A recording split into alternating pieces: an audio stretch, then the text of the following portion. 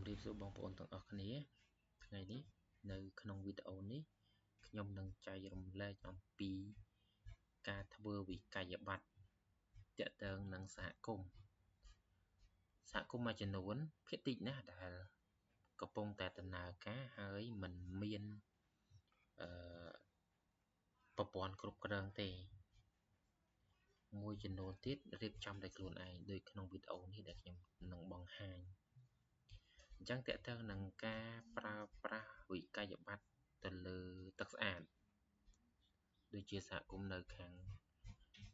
សហគមន៍បឹងអមតៈនៅក្នុងខេត្តតាកែវអញ្ចឹងនេះជាគំរូមួយដែលធ្វើឡើងសម្រាប់បងប្អូននៅតាមសហគមន៍ដែលកាន់កម្មវិធីនេះដើម្បីអាចធ្វើជាគំរូបានទាក់ទងនឹងទឹកស្អាតយើងអាចចេញវិក័យប័ត្រនេះជូនគាត់បានអាចមានគំរូផ្សេងទៅតាមស្ថានីយ៍ទឹកស្អាតរបស់សហគមន៍ទៅតាមការរៀបចំរបស់សហគមន៍ផ្ទាល់អញ្ចឹងខាងបឹងអមតៈគឺគំរូបែបនេះដើម្បីឲ្យចេញជាគំរូបែបនេះហើយតើយើងគួរធ្វើដូចម្តេចទៀតទើបឲ្យលេខនេះវាដំណើរការមានលេខមានទៅតាមចំនួនបែបហ្នឹងអញ្ចឹងការរៀបចំគឺយើងប្រើនៅក្នុង Microsoft Publishing កម្មវិធីមួយនេះខ្ញុំបង្ហាញអញ្ចឹងនេះកម្មវិធីនេះដែលយើងប្រើសម្រាប់ print ទៅលើវិក័យប័ត្រអញ្ចឹងដើម្បីដំណើរការកម្មវិធីនេះបានយើងត្រូវមានតារាង Excel មួយគឺជាទិន្នន័យចំនួនអ្នកប្រើប្រាស់មានន័យថាឈ្មោះភូមិឃុំស្រុកខេត្តចំនួនតម្លៃមានន័យថាការប្រើប្រាស់របស់គាត់ប្រហែលគឺយើងដាក់នៅក្នុងនឹងទាំងអស់អញ្ចឹងខ្ញុំមានគំរូនេះមួយនេះគឺជាលេខរៀងលេខកូដមានលេខកូដមានឈ្មោះអតិថិជនដែលគាត់បានចុះឈ្មោះដើម្បីតបណ្ដាញទឹកស្អាតរបស់សហគមន៍កុងទ័រទឹកស្អាតអញ្ចឹងលេខអំណានថ្មីលេខអំណានចាស់អញ្ចឹងបើសិនជាបងប្អូននៅតាមសហគមន៍ផ្សេងដែលកំពុងតែប្រើប្រាស់ឬក៏កំពុងដំណើរការប៉ុន្តែអាចថាមានលក្ខណៈសាមញ្ញបងប្អូនប្រហែលជាដឹងនៅពេលដែលខែបន្ទាប់មកដល់គឺយកអានេះយកមក copy ដាក់ជួរនេះវិញអញ្ចឹងអត់មានអីសាមញ្ញមួយច្រើនទេចំនួនគីឡូដែលប្រើយើងប្រើរូបមន្តទេរូបមន្តបូកដកគុណចែកហ្នឹងអញ្ចឹងកន្លែងនេះស្មើអត្ថប័យដកអាចាស់អញ្ចឹងយើងឃើញ1គីឡូហើយ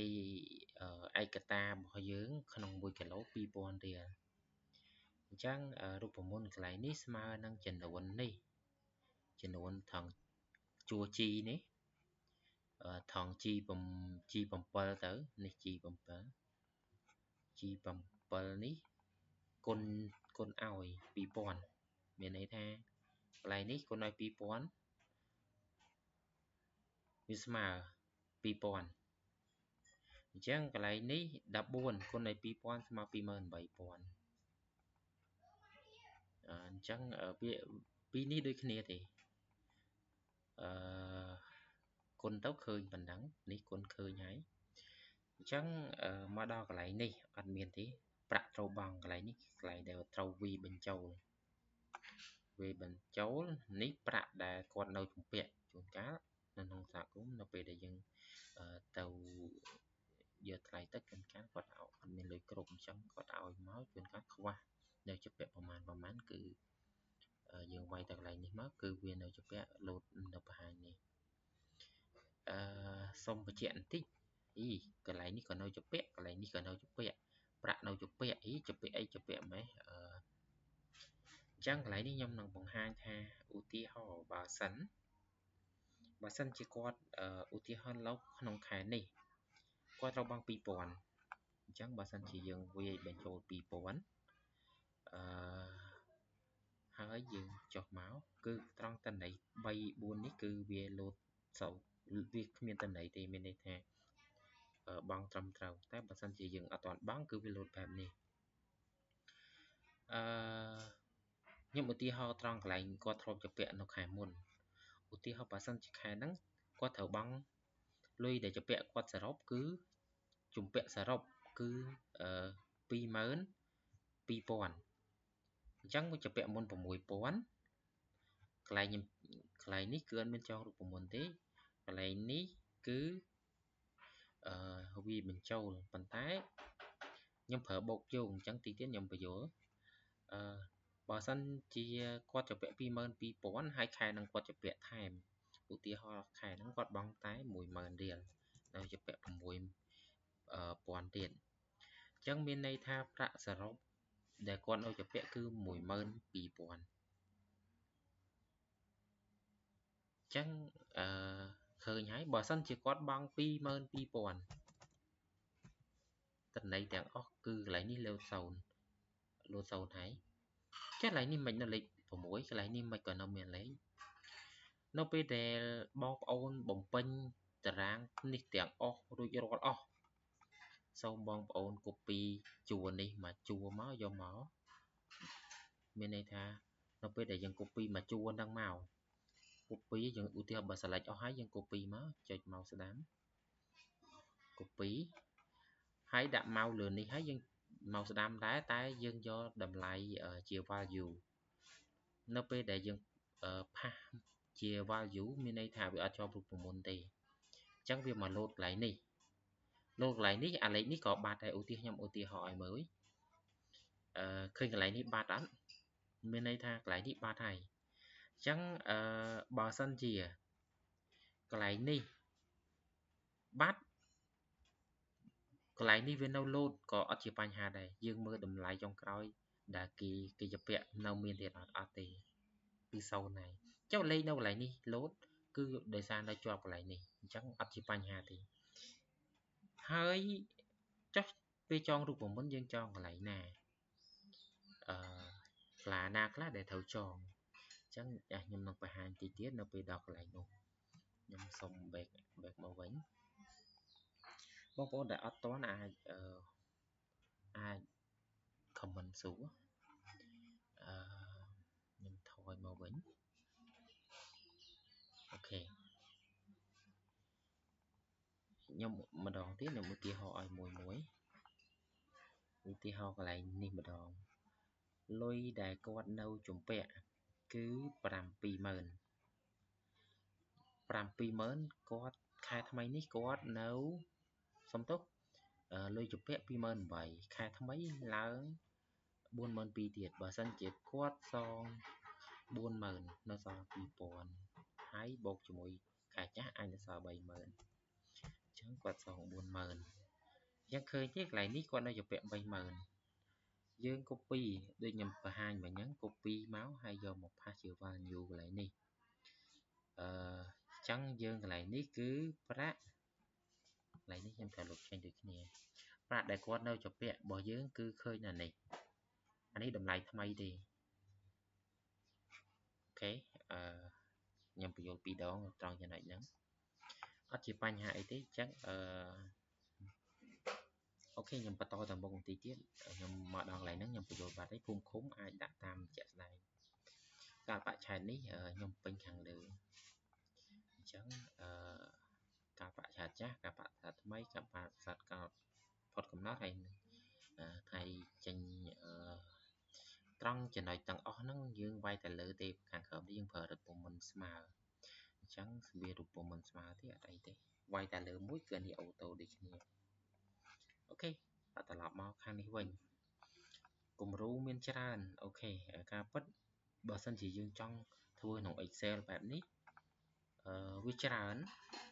ចុះ6-700គ្រួសារយើងអង្គុយធ្វើចឹងដែរអត់ទេខ្ញុំបង្ហាញនេះគឺបង្ហាញឈ្មោះដែលត្រូវរៀបចំគឺប្រើតែតារាងនេះមួយគឺគ្រប់គ្រាន់ Chẳng nóពេលដែលមានតារាងនឹងហើយយើងក៏បានបង្កើតតារាងនេះរួចរាល់ដែរអញ្ចឹងនៅពេលដែលយើងបង្កើតតារាងនេះរួចរាល់យើង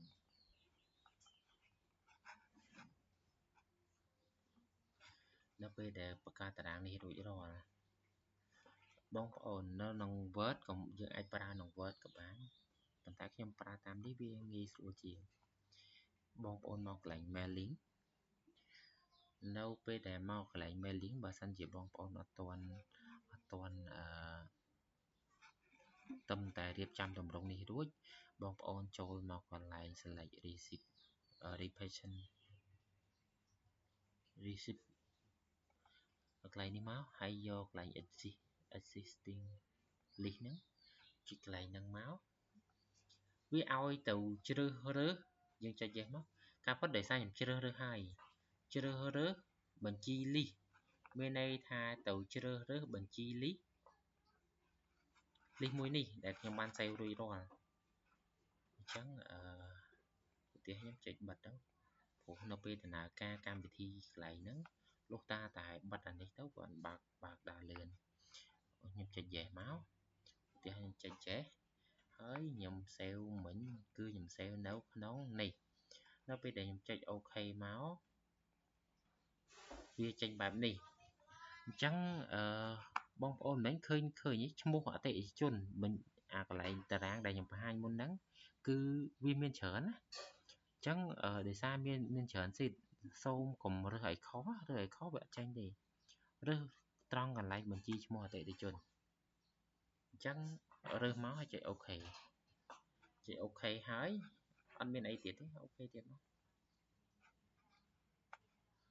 ហើយពេលដែលយើងបើកដំបងកន្លែងនេះវាអត់មានដំណើរការឲ្យអីទាំងអស់អញ្ចឹងវាចាប់ផ្ដើមមកទៅពេលយើង OK ហើយយើងចាប់ផ្ដើមរើសតាមនឹងឧទាហរណ៍ខ្ញុំឧទាហរណ៍ប៉ុណ្ណឹងប៉ុន្តែខ្ញុំសុំខ្វែងហើយខ្ញុំទៅបើកម្ដងទៀតព្រោះខ្ញុំអត់ត្រូវធ្វើអាហ្នឹងបែបហ្នឹងទេខ្ញុំអត់ save ទេព្រោះដោយសារខ្ញុំធ្វើហើយខ្ញុំអត់ចង់ធ្វើម្ដងទៀតទេអញ្ចឹងមកដល់កន្លែងនេះខ្ញុំចុចបើកដំណើរការវាធម្មតាហើយខ្ញុំចូល line mailing មានន័យថាឧទាហរណ៍ខ្ញុំមក page ធំទី6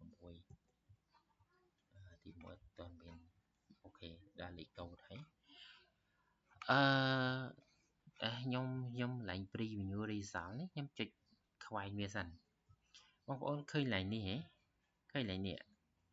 មានន័យថាខ្ញុំបើសិនជាខ្ញុំចង់ដូរកន្លែងហ្នឹងទៅជាកន្លែងណាវិញឧទាហរណ៍ S7 អញ្ចឹង preview មើល S7 ជាស្អីជាលេខដែលចំនួនប្រើប្រាស់អញ្ចឹងយើងអត់មានអីពិបាកទេអញ្ចឹងកន្លែងនេះយើងចង់ដាក់ទៅជាស្អីក៏បានតែប៉ុន្តែយើងដើម្បីឲ្យស្រួលកន្លែងនេះយើងបង្កលេខកូដយើងនៅ F3 អញ្ចឹងវាបង្ហាញហើយឈ្មោះបន្ទាប់មកឈ្មោះនៅប៉ុន្មានឈ្មោះនៅ F4 ហើយថ្ងៃចែងវិក្កយបត្រហ្នឹង21ដូចខ្ញុំបង្ហាញក្នុង list មិញហ្នឹងវានៅខាងក្រោយអញ្ចឹងយើងសូ result ហើយបន្ទាប់មកទៀតយើងចុចតាមលេខមកវាដូរតែតន័យឈ្មោះតារាងគឺនៅដដែលអញ្ចឹងបងប្អូនមើលកន្លែងនេះកន្លែងនេះឈ្មោះនេះមានឈ្មោះតែអត់ដែលប្រើអញ្ចឹងលេខរៀងទី9ចំនួនដែលត្រូវបង់ 20000 អញ្ចឹងកន្លែងនេះគាត់ប្រើអស់ប៉ុន្មាន10គីឡូ 20000 អញ្ចឹងទៅបន្ទាប់មកទៀតកន្លែងនេះគាត់จะពាក់ 22000 បូកយោងជាមួយនឹងអាចាស់នោះគឺសំទោសមានន័យថាអានេះប្រាក់ត្រូវបង់ជំពាក់មុន 6000 បូកជាមួយនឹង 16000 វាឡើង 22000 អញ្ចឹងប្រាក់ត្រូវបង់ 22000ចុះនៅពេលដែលយើងចង់ print យើង copy មក Ctrl P ហើយបន្ទាប់មក print អូខេនៅពេលដែល print គឺវាសូបែបនេះការពិតកន្លែងនេះយើងបើសិនជាយើងសូតាម៉ាស៊ីតគឺវាឲ្យតាម៉ាស៊ីតទេអានេះយើងសូច្រើនវាដាច់ហើយក lại níវាមានតាមប្រភេទរបស់វាអញ្ចឹងបានឲ្យបងប្អូនជ្រើសរើសតាមនឹងខ្ញុំវិញជ្រើសរើសកន្លែងនេះអញ្ចឹងកន្លែងនេះគឺបានហើយយើង print ទៅអាចចុះ print ហ្នឹងលេខកូដខុសគ្នាអត់ខុសទេណាបងប្អូនមានន័យថាចាំមើលខ្ញុំលេខកូដកន្លែងនេះ05 04ខ្ញុំចុចខាងក្រោមនេះមួយទៀត06 07វាឡើងបន្ទាប់មក08 04អញ្ចឹងយើង print មកគ្រាន់តែធ្វើឲ្យគឺដំណើរការលឿនងាយស្រួលអញ្ចឹងមានប៉ុណ្ណឹងសម្រាប់សហគមន៍ដែលមានទឹកស្អាតហើយការប្រើប្រាស់វិក្កយបត្រដើម្បីមានលក្ខណៈងាយស្រួលខ្ញុំ back មកវិញបើសិនជាបងប្អូនមានចម្ងល់ក្នុងការធ្វើបងប្អូនអាច comment ធ្វើឲ្យមាននៅឆ្ងល់កន្លែងណាអាចព្យាយាមមើលវីដេអូឬក៏អាច comment សួរខ្ញុំនឹងលម្អិតប្រាប់សូមអរគុណសម្រាប់ការទស្សនាវីដេអូ